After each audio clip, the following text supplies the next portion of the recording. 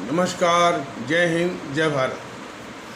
भारतीय अवाम ताकत दल अपने भारतीय भाई बहनों अर्थात अपने देश भारत की जनता अर्थात अपनी भारतीय अवाम से भारतीयता आधारित आपसी श्रद्धा, भारतीयता आधारित आपसी स्नेह, भारतीयता आधारित आपसी प्रेम, भारतीयता आधारित आपसी अखलाक मोहब्बत, भारतीयता आधारित आपसी सहयोग, भारतीयता आधारित आपसी सम्मान, भारतीयता आधारित आपसी एकता, भारतीयता आधारित आपसी भाईचारा तथा भारतीयता आधारित आपसी सद्भाव को समझने व उसे आत्मसात करके उसी अनुसार आचरण एवं व्यवहार करने और इसके पूरे देश में प्रचार प्रसार करने हैं और प्रत्येक देशवासी को इसकी अहमियत और महत्व को समझाकर और उसे अपनाते हुए उसी अनुसार आचरण एवं व्यवहार करने हैं और प्रत्येक देशवासी को अपना ही भारतीय भाई बहन मानकर, समझकर, अपनाकर उनके साथ उसी अनुसार वैसा ही आचरण एवं व्यवहार करने हैं। हमेशा सदैव और सतत अदब के साथ, आदर के साथ अर्ज करता है, विनती करता है। अब हम सभी लोग उस जो महत्वपूर्ण विषय है जिसको भारतीय अवाम ताकत दल लेकर के आप लोगों के बीच में उतरा है, उसी के कुछ पहलुओं पर गंभीरतापूर्वक विचार करें। भारतीय अवाम ताकत दल ने कई एपिसोडों या कथानकों के या धारावाहिकों के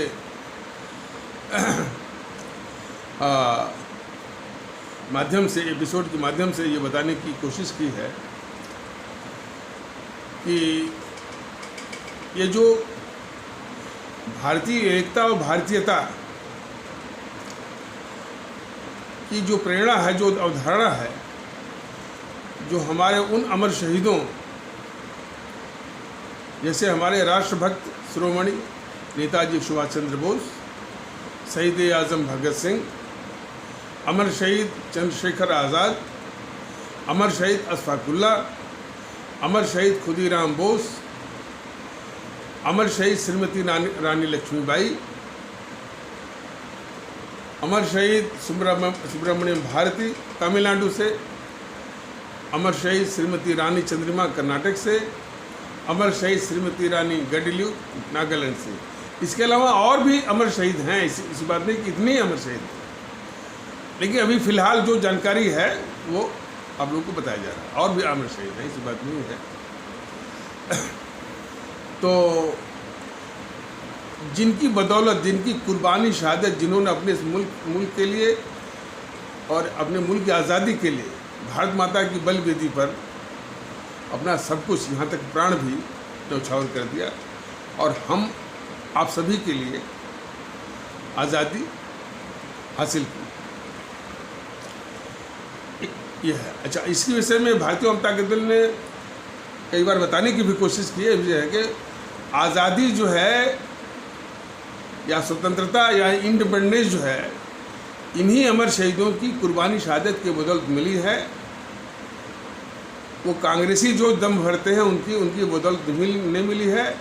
कांग्रेसी जो है वो अंग्रेज़ी सरकार के मुखबिर थे, ये हकीकत उनके चाटुकार इतिहासकारों ने कबूल की है, लेकिन दूसरे ढंग से की है। ये हकीकत भी देश को जानना चाहिए। तो आ जाइए अमर शहीदों की बात पर। तो उन अमर शहीदों में एक खुदीराम बोस का नाम लिया जाता है। उनका नाम विशेष रूप से उल्लेख करना इसलिए ज़रूरी है कि वो मुजफ्फरपुर के रहने वाले थे, मुजफ्फरपुर बिहार, और सबसे कम उम्र में फांसी की फंद को उन्होंने चूमा है। कोई कल्पना भी नहीं कर सकता। 12 वर्ष, समझ जाइए क्या जज्बा था, मान आज़ादी के लिए कुर्बानी देने का और प्राण देने का। भारतीय अवाम ताकत दल कहता है कि किसी हमारे भारतीय भाई बहनों को किसी को जान नहीं देनी, लेकिन उनकी प्रेरणा से देशभक्ति का जज्बा जगा करके अपने देश के लिए और अपने देशवासियों के लिए एक चिंतन करना है, यही कहता है भारतीय जनता पार्टी। तो एक तो उनकी कुर्बानी शहादत के आधार पर जो प्रेरणा है वो है एकता। और वह एकता क्या है कि जो भी इस भारत धरती, भारत मिट्टी के संतान हैं, सभी लोग बराबर और भारतीय हैं। इस बात को हर एक भारतीय भाई बहन के दिमाग में अच्छी तरह बिठा लेना चाहिए। जो भी इस भारत धरती की संतान हैं, सभी लोग भारतीय हैं, सभी लोग बराबर हैं। इस तथ्य को, इस हकीकत को दिमाग में बिठाने के बाद फिर यदि अहमियत देते हैं कि हम हिंदू सनातन इस्लाम, इसके विषय में भी भारतीय आवाम ताकत दल ने ये बताया है कि ये अलग अलग जो पांथिक विचारधाराएं हैं, और वैसे तो सभी पंथ का है कि भाई ईश्वर एक है, अल्लाह एक है, रास्ते अलग अलग हैं। शुद्ध रूप में हर एक पंथ की और एक आदर्श शुद्ध रूप में यही मान्यता है, और ये इस मान्यता को सारे पंथ वाले मान लें, कोई विवाद और झगड़ा हो ही ना। फिर भी देश के परिप्रेक्ष्य में, उसकी पृष्ठभूमि में और उसके संदर्भ में भारतीय आवाम ताकत दल ये बताना चाहता है कि ये जो अलग अलग जिसको धर्म कहा जाता है, वो धर्म नहीं है बल्कि वो पंथ है।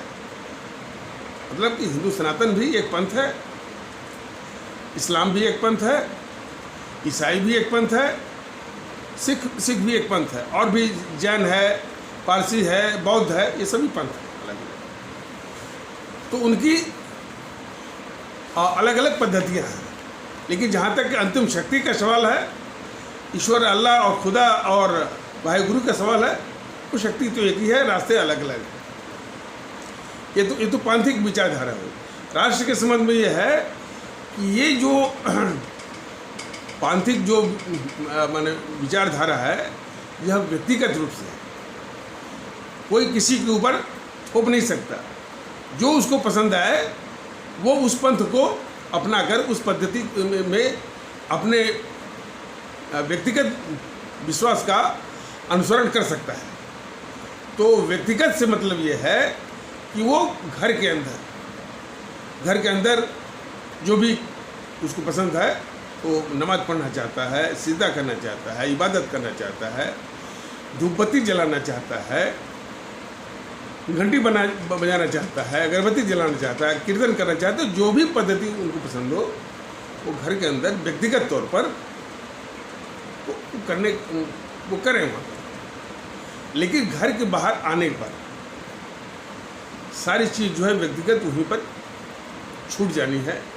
हमारा ये जो सामूहिक जीवन है सभी भारतीय भाई बहनों का, ये भारतीय जीवन है, और भारतीय हमारा परिवेश है, भारतीय व्यवहार है, राष्ट्र व्यवहार। इसी चीज़ को समझने की आवश्यकता है। इसलिए भारतीय आवाम ताकत दल इस विषय में बहुत स्पष्ट भी है, बहुत कटिबद्ध भी है, बहुत सख्त भी है कि इस परिवेश में किसी को ये अनुमति हरगिज नहीं मिलेगी कि वो आकर के सामूहिक जीवन में, राष्ट्रीय जीवन में, भारतीय जीवन में आकर के कोई ये कहे कि हम गर्व से कहो हम हिंदू हैं, या दूसरा कहे कि गर्व से कहो हम मुस्लिम हैं या सिख हैं, या उसी प्रकार गर्व से कहो हम क्षत्रिय या ब्राह्मण। ये सारी जो है यानी विभेदकारी, विभाजनकारी अवधारणाएँ हैं, राष्ट्र के लिए बहुत खतरनाक चीज़ है। और इस अवधारणा को समाप्त करने की आवश्यकता है और कुचलने की आवश्यकता है। हमारा जो वजूद है, हमारी जो पहचान है, भारतीयता के आधार पर। और संयोग से बड़ी खुशी की बात है, बहुत राहत की बात है कि भारत के संविधान ने लगभग इन्हीं बातों को आत्मसात करके इसको तस्दीक किया है। भारत के संविधान ने प्रस्तावना के जरिए कहा कि we the people of India, हम भारत के लोग। इस भी मंत्र को, इस भी तथ्य को हर एक भारतीय भाई बहन को अपने मस्तिष्क में अच्छी तरह बिठा लेना चाहिए। तो जिस वक्त हम ये बिठा लें कि भाई हम सिर्फ भारतीय हैं, भारत के लोग हैं, भारतीय नागरिक हैं, तो बाकी चीज़ें जो है वो बेईमानी नहीं कि हम गुजराती हैं, हम तमिल हैं, हम क्षत्रिय ब्राह्मण हैं, ये समाज विरोधी भी हैं, देश विरोधी भी हैं। ये भी विचार आना चाहिए जो इस असर। तो आवश्यकता इस बात की है कि ये जो संकीर्णता के आधार पर, संकीर्ण विचारों के आधार पर जो तमाम तंजीमें बनी हुई,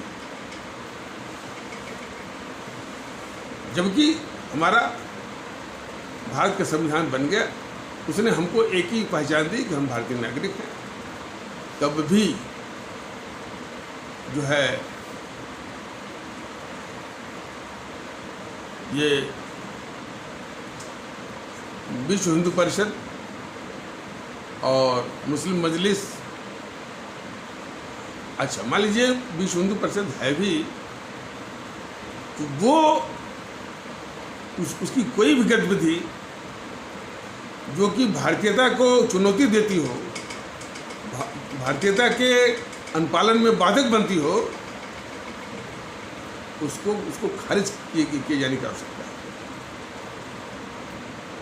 जैसे वो कहते हैं कि गर्व से कहो हम हिंदू हैं, इस तरह की नारा देने वाले अच्छी तरह समझिए कि यदि गर्व से, वैसे तो भारतीयता जो है आचरण के लिए कहा जाता है, आचरण व्यवहार के लिए, कोई नारे के लिए नहीं है। ये आप अपने व्यवहार में, अपने जहन में, अपने दिमाग में बिठाइए कि हम भारतीय, और उसको कहना भी नहीं है, उसका प्रचार भी नहीं करना है, उसका दम्भ भी नहीं बनना है, सिर्फ आपकी आदत और संस्कार में होना चाहिए। इसके बाद भी यदि कोई कहे कि गर्व, तो गर्व तो हमको एक ही पर करना है कि हम भारतीय। यदि कोई बात असर्ट करना चाहता है कि गर्व को हम हिंदू हैं और मुस्लिम हैं, तो उनके के भैया ये देश भारत है और हम सभी भारतीय हैं, आप भी भारतीय हैं। यदि आप इसको असर्ट करना चाहते हैं कि गर्व को हम हिंदू हैं या हिंदू राष्ट्र, तो विश्व में जहाँ भी हिंदू राष्ट्र आपको दिखता है वहाँ आप जाने के लिए वो स्वतंत्र है। इसी प्रकार जो वो दूसरे पंथ वाले के लिए भाई सभी लोग भारतीय हैं, ये देश भारत है। और यदि आप कहते हैं कि हम गर्व से कहो हम मुस्लिम और इस्लामिक हैं, जो इस्लामिक स्टेट वो तमाम पड़े हुए हैं दुनिया में, वहाँ आप जाने के लिए स्वतंत्र हैं। यहाँ तो वही रहेगा जो अपने को भारतीय मानेगा और उसी अनुसार आचरण एवं व्यवहार करने के लिए मतलब कि कटिबद्ध होगा, प्रतिबद्ध होगा और उसकी आदत और संस्कार होगा। तो ये बात भी सबको जान लेना चाहिए। तो इसी तरह से जो संकीर्णता आधारित तंजीमें जो संगठन बने हुए हैं, जैसे अखिल भारतीय क्षत्रिय महासभा, अखिल भारतीय ये ब्राह्मण महासभा, अखिल भारतीय वैश्य महासभा, इसी प्रकार से अखिल भारतीय यादव महासभा भी है, और हमारे पिछड़े भारतीय भाई मैंने अनुसूचित जनजातियों का भी है, जातियों का भी है, शेड्यूल कास्ट लोगों का तमाम। और मायावती के आने के बाद तो फिर इनमें भी अखिल भारतीय कोयरी, अखिल भारतीय खट्टिक, राजभर, पता नहीं क्या क्या, उन्हें सिर्फ तोड़ने वाली बात। इस तरह की सारी तंजीमों को जो समाज में ये विघटन पैदा करती हैं, उनको तुरंत भंग किए जाने की तुरंत आवश्यकता है। अब रही बात कि जो ये राजनीतिक पार्टियां हैं जो जातिवाद के आधार पर राजनीति करती है, तो घोर जातिवाद के आधार पर राजनीति करने वाले उत्तर प्रदेश की समाजवादी पार्टी और बहुजन समाज पार्टी, बिहार की जो है राष्ट्रीय जनता दल आरजेडी, और उसी के आसपास जो है वो जनता दल यूनाइटेड जेडीयू भी है, वो भी जातिवादी पार्टी है। ऐसे संगठनों को भी शिकस्त देना होगा। देखिए, भारतीय कौम ताकत दल के इस लक्ष्य के माने विरोधी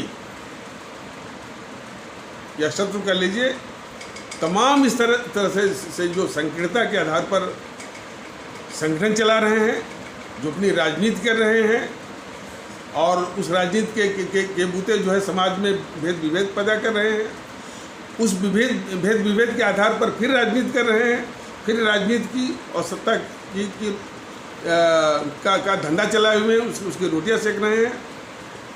ये सारी शक्तियां जो हैं भारतीय अवाम ताकत दल के इस भारतीयता और भारतीय एकता के मार्ग में सबसे बड़ी बाधक हैं, और वो विरोध के लिए एक साथ आ सकती हैं। इसकी पूरी संभावना है।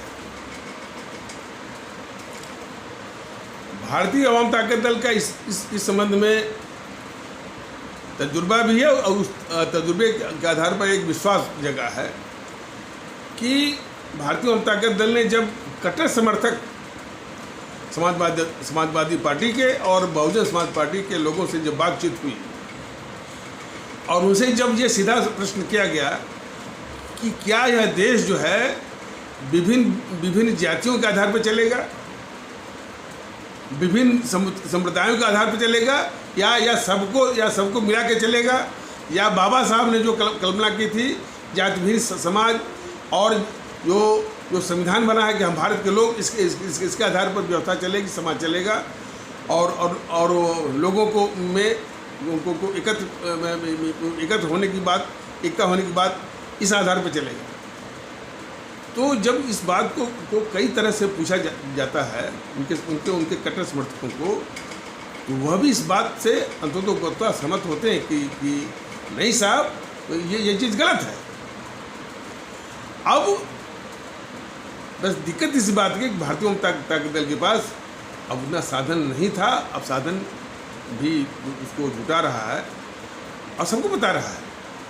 यह देश जो है सबको साथ लेकर के चलने का है, और जब सबको साथ लेकर चलना हो तो एक ही अस्त्र है, भारतीयता। वो सपा बसपा भी नहीं है। अब देखिए, इसी बीच में ये एक संदर्भ आ जा रहा है। एक पार्टी आई, भारतीय जनता पार्टी, वो झंडा तो बहुत ऊंचा लिया, क्या राष्ट्रवाद, राष्ट्रभक्ति, लेकिन यदि और बहुत बड़ा हवा, उस हवे में जो आप देखेंगे तो एक जो है पांथिक या पंथ विशेष की दुर्ग, वो माने उसमें ये उसकी गंध आती है कि पंथ विशेष की वो श्रेष्ठता, सुप्रीमेसी, सुपरियरिटी जो कॉम्प्लेक्स है, उसकी गंध आती है। इसीलिए उसी से प्रेरित होकर के वो हिंदू राष्ट्र, कभी कभी बीजेपी वाले तो कम बोलते हैं, या कोई उसका सिरफिरा नेता बोल देता है, लेकिन उसके इर्द गिर्द जो भी और भी हैं, बजरंग दल वाले, विश्व हिंदू परिषद वाले, आरएसएस वाले, और हिंदू राष्ट्रवाद बोला करते हैं। हिंदू राष्ट्र के विषय में भारतीय अवाम ताकत दल ने कई बार बताया है कि ये जान लीजिए कि हमारा देश और देश की सारी संस्थाएं, माने बड़ी बड़ी संस्थाएं, संवैधानिक संस्थाएं, जैसे कार्यपालिका है, कार्यकाल माने सरकार, वो केंद्र की सरकार हो, राज्य की सरकार हो, और उसकी जितनी अधीनस्थ इकाइयाँ, और फिर इसके बाद विधायिका, लेजिस्लेचर जिसे कहते हैं। तो केंद्र में जो है संसद है, और राज्यों में विधानमंडल है, वो तो आपका विधायिका हो गई। फिर न्यायपालिका, जुडिशियरी जिसे कहते हैं, आपके सुप्रीम कोर्ट, हाई कोर्ट, और उसके और भी जिला न्यायालय इत्यादि इत्यादि। तो ये सारी व्यवस्थाएं जो है भारत के संविधान के द्वारा निर्देशित, संचालित और नियंत्रित हैं। उसके जितने भी पदाधिकारी हैं, फंक्शनरीज हैं, अथॉरिटीज़ हैं, वो भारत के संविधान के पालन की भी, उसके रक्षा की भी शपथ लेते हैं। तो पूरी चीज़ जो है भारत के संविधान से बधी हुई है। इसलिए हमारा ये देश भारतीय गणतंत्र है, भारत गणराज्य है और इंडियन रिपब्लिक। हकीकत यही है, यथार्थ यही है। इसके इतर, इससे अलग कोई ये बात कहता है तो निरा झूठ बोलता है। लेकिन ये भी भारतीय जनता दल ने बताया था कि जानते हुए कि भाई हमारा ये देश भारत गणराज्य है, भारतीय गणतंत्र है या इंडियन रिपब्लिक है, तब भी इसको आरएसएस जैसे लोग या उसके नेता, उसके संगठन के पदाधिकारी और उसके आसपास ये और भी विश्व हिंदू परिषद वाले या बजरंग दल वाले या कोई वाले हिंदू राष्ट्र क्यों कहते हैं, जानते हुए। तो बाकी विश्व हिंदू परिषद और बजरंग दल का तो इनसे मैं तो नहीं कहा जा रहा, लेकिन आरएसएस का ये जो इस तरह से जो ये खुराफात है और जो खुराफात बाद में साजिश का रूप भी धारण कर लेती है, उसी के तहत ये कहता है। वो जानता है कि हमारा देश हिंदू राष्ट्र नहीं है, हमारा देश जो है भारतीय गणतंत्र है, भारत गणराज्य है, इंडियन रिपब्लिक है, तब भी जानबूझ के बोलता है वो कि ये हिंदू राष्ट्र है। और उसके बहाने में तमाम तर्क करता है कि हम तो जितने इसमें देश में रहने वाले हैं सबको हम हिंदू मानते हैं। अरे वो तो इस्लाम वाला भी ऐसे बोल देगा कि हम जितने भी यहाँ के लोग हम उन सबको मुस्लिम मानते हैं, तब क्या करेंगे आप? तो झूठा तर्क जो है। और एक खुराफात और, किसी सर्वोच्च न्यायालय की जज से ये लिखवा लिया है कि हिंदुत्व कोई धर्म नहीं है, वो एक जीवन शैली है। यह भी एक बहुत खुराफात है। इसके विषय में भारतीय जनता दल ने भी बताया है कि जब भी भारतीय जनता दल को मौका मिलेगा इस फैसले को, इस तरह की अवधारणा को तुरंत वो खारिज करवाएंगे। इससे भी काफ़ी समाज में बीमारी फैल रही है।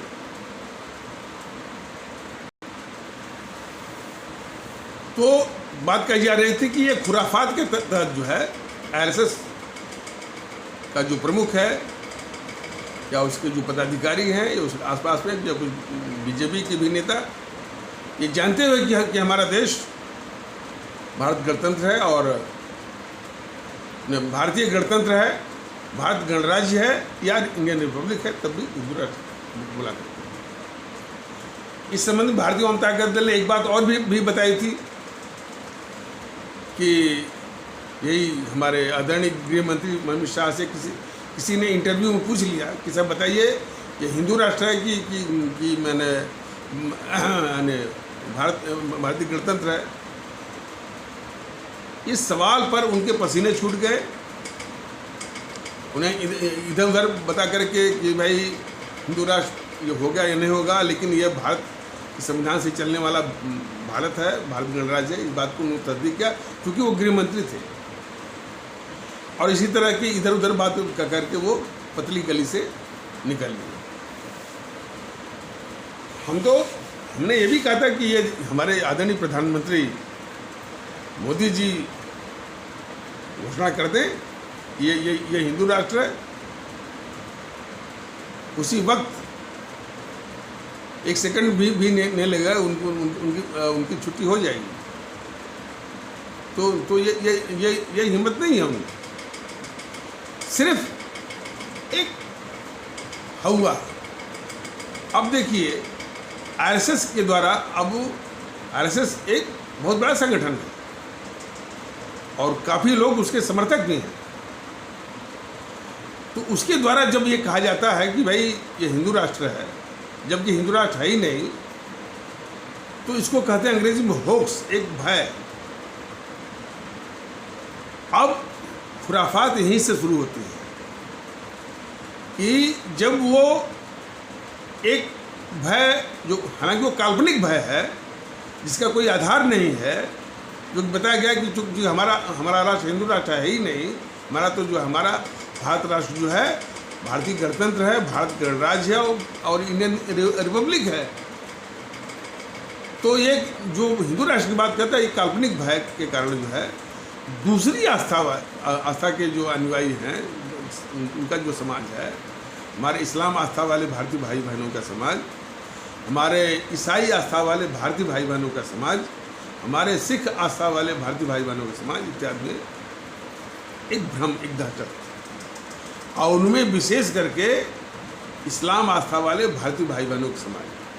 अच्छा, इस्लाम आस्था वाले भारतीय भाई बहनों का समाज तो आप समझ गए होंगे, भारतीय वामपंथ के दल को आज 8-9 महीने से यही कह रहा है कि जिनको आप मुस्लिम कहते हैं, और मुस्लिम कहना भारतीय वामपंथ का दल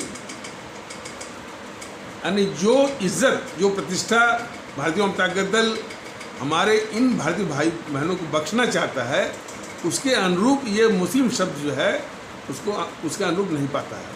इसलिए उसे बेहतर संबोधन का इसने चयन किया है कि हमारे इस्लाम आस्था वाले भारतीय भाई बहन, और ये वो समाज है हमारे इस्लाम आस्था वाले भारतीय भाई बहनों के समाज। और उसी प्रकार जितने भी आस्था वाले हैं जिनको आप हिंदू कहते हैं, तो वो भारतीय वामपंथ का दल कहता है कि हमारे माने हिंदू सनातन आस्था वाले भारतीय भाई बहनों का समाज। उस प्रकार और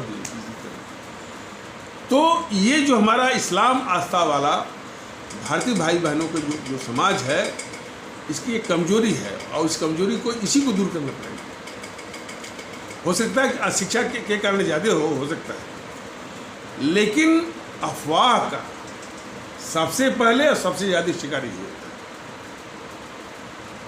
और इसके समझाने वाले भी, खास करके जो मूल्य वगैरह जो होते हैं, उनकी भूमिका सकारात्मक कम होती है, नकारात्मक ज़्यादा होती है। वो ये नहीं समझा, वो नहीं, और जितने भी उनमें बौद्धिक वर्ग है, और वो बौद्धिक वर्ग में पढ़े लिखे लोग भी हैं कुछ, वो नहीं समझा पाते कि भाई हमारा ये देश जो है, और उनमें भी काफ़ी लोग जो है विदेशों में जाते होंगे, यात्राएं करते होंगे, पासपोर्ट मिलता होगा, पासपोर्ट पर लिखा रहता है भारत गणराज्य, सारी बातें, लेकिन समझाने की बात है कि नहीं, हमारा देश जो है भारत गणराज्य है, इंडियन रिपब्लिक, भारत के संविधान से चलता है, लेकिन फिर भी ये दहशत का शिकार, दहशत भ्रम का शिकार हिंदू राष्ट्रवाद। तो फिर जो देश विरोधी ताकतें हैं राजनीतिक दलों के भेष में, GNPC, गांधी नेहरू परिवार, जनरल चौधरी, कॉकस, बस इसको मौका मिलता है, इसी भ्रम दहशत को भुनाती है। हाँ भाई, ये जो RSS वाले हैं या इनके आसपास बजरंग दल और विश्व हिंदू परिषद है, या BJP के लोग भी इसको हिंदू राष्ट्र बना देंगे, हम इसको नहीं बनने देंगे, इसलिए तुम हमको समर्थन दो, हमको वोट करो, हमको सत्ता में बिठाओ। तो इस प्रकार हमारे इस्लाम आस्था वाले भारतीय भाई बहनों का काफ़ी तबका जो है GNPC की झोली में ढकेलने का जो काम है वो RSS का है, इसी झूठ के कारण। कौन GNPC? जो इस देश की सबसे खतरनाक शत्रु है, सर्वाधिक गद्दार है, सर्वाधिक ऐतिहासिक गद्दार है, और सबसे खोखर औपनिवेशिक ताकत है। उसको सत्ता में बिठाने का ये जो षड्यंत्र है RSS का, हमारे षड्यंत्र है, ये झूठ बोल करके, एक दहशत फैला करके हमारे इस्लाम आस्था वाले भारतीय भाई बहनों को उसी GNPC की झोली में ढकेलने का इसकी साजिश। ये इसी को देश को समझना है।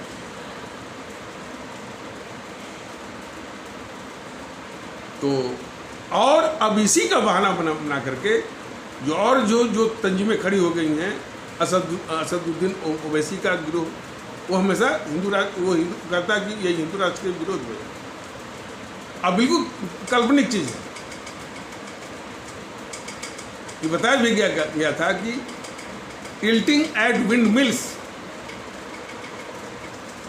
यह एक मुहावरा है जो कि एक अंग्रेजी पुस्तक है, उसका नाम है डॉन किक्सोट या किक्सोट, जो मिगुएल डी सर्वांटिस ने लिखा है। उसी में मुहावरा आता है टिल्टिंग एट विंड मिल्स। इसका अर्थ है काल्पनिक शैतान से लड़ना। तो ये जो असदुद्दीन ओवैसी टाइप के जो लोग हैं, एक काल्पनिक शैतान से लड़ने के बहाने अपनी राजनीति चमका रहे हैं, ये समझ जाइए। और यही नहीं कि वो चमका रहे हैं, ये किसी भी चमकाती है, ये कम्युनिस्ट वाले भी चमकाते हैं उसी काल्पनिक शैतान से लड़ने के बहाने। और जितने भी एक कन्हैया कुमार गिरोह है, अर्बन नक्सल हैं, इंटेलेक्चुअल टेररिस्ट हैं, बारूदीन बौद्धिक वर्ग हैं, और ये पत्रकारों का जो गिरोह है वो भी इसी का बहाना लेता है, और रविश कुमार के बराबर। तो ये कितना खतरनाक खेल जो है इसने ये खेल रहा है आरएसएस, समझ जाइए। तो ये एपिसोड कुछ लंबा हो रहा है, ये चीज़ें आगे बढ़ाई जाए। इस चीज़ को समझना बहुत आवश्यक है, और ये प्रवृत्ति अभी जा नहीं रही है। देखिए, किसी का नाम लेना भारतीय जनता दल मुनासिब नहीं मानता, जरूरी नहीं मानता, और उसको महत्व भी नहीं देता है। लेकिन अभी भी बीजेपी की ओर से या आरएसएस की ओर से ये पुष्पेंद्र कुलश्रेष्ठ जैसे लोग, नीरज अत्री जैसे लोग, मनीष ठाकुर, डी.के. दुबे जैसे लोग, तमाम लोग लगे हुए हैं वही हिंदू राष्ट्र की बात, हिंदुत्व की बात। ये दोनों खतरनाक। इस देश राष्ट्रीय जीवन में वो हिंदुत्व का कोई स्थान नहीं है, बल्कि हिंदुत्व जो है, इसको जो है राष्ट्रीय जीवन में, राष्ट्रीय की अवधारणा में उसको कमज़ोर करने वाली। इस चीज़ को भारतीय जनता दल बराबर बताएगा, और राष्ट्र मजबूत रहेगा, इसकी प्रगति है, इसका प्रगति के लाभ है, सबको समानता का व्यवहार है, सारा कुछ संभव होगा। लेकिन जो ये जो देश विरोधी ताकतें हैं, उनकी खुराफातें हैं, और देश विरोधी ताकतों का नाश बहुत ज़रूरी है। तो इन्हीं आवश्यक शब्दों के साथ इस आवश्यक मीमांसा को यहीं पर विराम दिया जाता है। तब तक के लिए नमस्कार, जय हिंद, जय भारत।